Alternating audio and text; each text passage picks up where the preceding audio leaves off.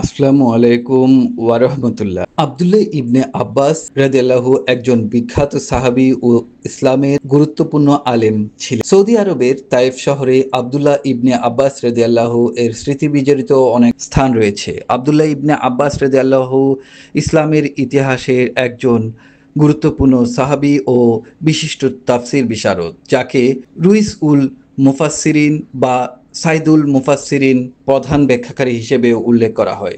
তায়েফ শহরে তার নামে রয়েছে আব্বাস রাদিয়াল্লাহু মসজিদ এবং একটি মাকতাবা বা লাইব্রেরি।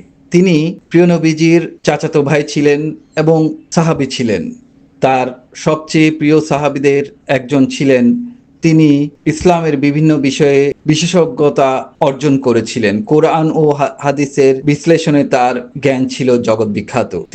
তার পিতা আব্দুল্লাহ ইবনে আব্দুল মোত্তালিব। আব্বাস রাদিয়াল্লাহুর পুরো নাম আব্দুল্লাহ ইবনে আব্বাস রাদিয়াল্লাহু। বর্তমানে যে জায়গাটি দেখতে পাচ্ছেন এখানে তার নামে একটি মসজিদ এবং তার মাজার রয়েছে।